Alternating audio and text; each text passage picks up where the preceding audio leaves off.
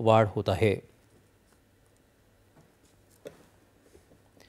यंदा देशात सरासरीपेक्षा अधिक मोसमी पाऊस पडेल असा सुधारित अंदाज भारतीय हवामानशास्त्र विभागानं आज वर्तवला। पृथ्वी विज्ञान मंत्रालयाचे सचिव एम रविचंद्रन यांनी आज दिल्लीत घेतलेल्या पत्रकार परिषदेत ही माहिती दिली।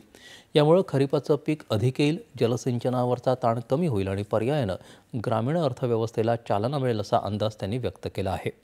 देशात गोड्या पाण्याची उपलब्धताही वाढेल असंही त्यांनी म्हटलं। यावर्षी मोसमी पावसाचं अपेक्षेपेक्षा लवकर आगमन झालं असून त्यामुळे पुढच्या महिन्यात मध्य आणि पूर्व भारतात उष्णतेची लाट राहणार नाही असंही त्यांनी म्हटलं आहे। वायव्य भारतात सरासरी इतका पाऊस तर ईशान्य भारतात सरासरीपेक्षा कमी पाऊस अपेक्षित आहे। साधारण जून ते सप्टेंबर इतका काळ पाऊस पडेल असं IMDचे महासंचालक मृत्युंजय महापात्रा यांनी म्हटलं आहे।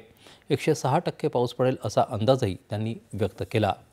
हवामान रायगड, रत्नागिरी, सिंधुदुर्ग, सातारा घाट परिसर, भंडारा, चंद्रपूर, गोंदिया, नागपूर या जिल्ह्यांसाठी हवामान विभागानं उद्याकरता मुसळधार पावसाचा ऑरेंज अलर्ट दिला आहे।